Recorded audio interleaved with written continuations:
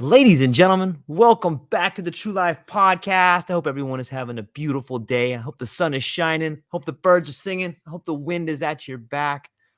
I just wanted to talk for a few moments about some ideas that I've been talking about, some ideas that I've been thinking about. If anyone gets a chance to pick up this book right here, I don't know if you guys can see this. This is Mircea Eliade, Ordeal by Labyrinth.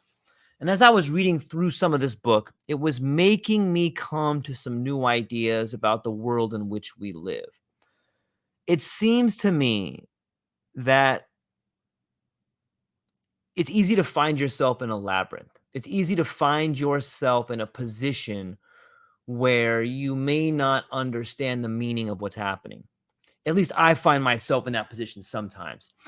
And I wanted to present you with some ideas that may help you find your way out of the labyrinth. Some ways you can do that is by reading some Eliade or maybe some Joseph Campbell or understanding the hero's journey. Maybe the way to find yourself out of the labyrinth is through finding yourself on a diet of psychedelics. I think that they're all kind of, they all kind of fit together like a puzzle. And if you have the right pieces to the puzzle, you can begin to see the bigger picture. And so when I was reading a little bit of Eliade right here, this point really grabbed me. And I want to read it to you guys and see if it can grab you the same way that it grabbed me. The crisis of modern man are to a large extent, insofar as they are awakening to the awareness of an absence of meaning. I want you to think about that for a minute. What do you think of when I say to you the crisis in which we find ourselves today is the awakening to an absence of meaning? When I say that to you, an absence of meaning, what do you find meaningful in your life? What do you find meaningful about what you do? What do you find meaningful about the relationships that you have in your life? You see, these are ideas that I think about sometimes, and I got to be honest with you, sometimes it makes me pretty sad. When I look at my brothers and my sisters and my family and my friends, when I get up and I go to work every day, I see a lot of people that don't have the light in their life, the meaning in their life. And let me give you an example. I live in the United States. What is the goal of the United States? Can anybody tell me what that is? Go ahead and put something in the comments. Like, what is the goal of our country? To spread democracy? Like, what is the goal of it? You see, what's the goal of our politicians? What is the goal of our schools? What is the goal of our community? You see, this is an example, at least to me, of the awareness of the absence of meaning. I bet if you got 15 people in a room and you ask them, what is the goal of our legislative process? What is the goal of our country? What is the goal of our community? I bet you a lot of people would have a lot of different answers. If you turn on the news, this channel has a goal and this channel has the goal, but there's no desire, there's no shared sacrifice, there's no shared goal. And I think it extends not only to our country, not only to our community, but to our lives. And it's this lack of goal orientation. It's this lack of meaning that is making our lives empty. We look at the family unit for a minute. Like it just seems like, what is I hope you as a family have family goals. I hope you have individual goals, but is it possible that the crisis we're living through is an awakening to the awareness of the absence of meaning in our lives? I think it might be. And I just wanted to kind of share that with you guys. I know it's kind of a big topic to think about. Think about the world of artwork. I want to read this passage to you guys too and get what you think about this, because I think that this all melds in nicely. When we talk about artwork, we talk about the way of art. This is from James Joyce's point of view.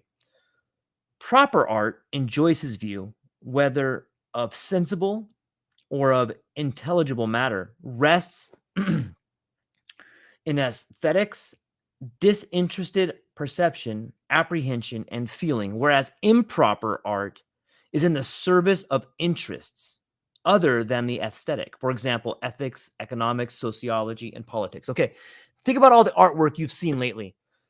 Like, if you want to enjoy something beautiful, if you want your life to be a form of artwork, then the actions you do, the life you live should be in accordance with what artwork should be.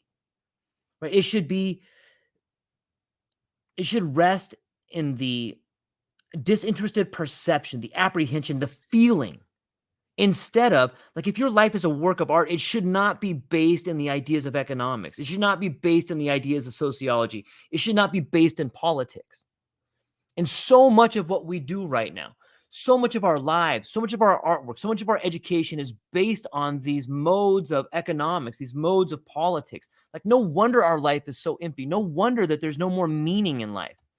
We have found a way to mine data. We have found a way to mine every bit of our life in the name of economics, in the name of politics, in the name of just these empty ideas. And so I am going to try this new way of creating my work, my podcast, the way I live my life, the way I have my relationships. I'm going to try to live them from a more proper way. Try to live every day in accordance with the beauty of life. Try to live every day as if you live in a magnificent book. Try to live every single day as if your life is a form of artwork and you are trying to get the author's attention. Try to live every day as if politics didn't matter. Try to live every day as if economics didn't matter. Try to treat every relationship that you have in accordance with nature. And I think that you'll begin to find a lot more meaning in your life. If every day you can become sort of an inspiration, regardless of economics, regardless of politics, if you can begin to see your life in that way, I think you'll begin to see your life become better. I think you'll begin to see your relationships become better. I'm thankful for a moment to get this out here because this is just some ideas that I've been toying with. And the more that I read Joseph Campbell, the more that I read Eliade, the more that I do my own work in the world of psychedelics, the more I begin to understand that the meaning of life has nothing to do with economics. It has nothing to do with politics. It has nothing to do with these silly ideas of the world we're living in now.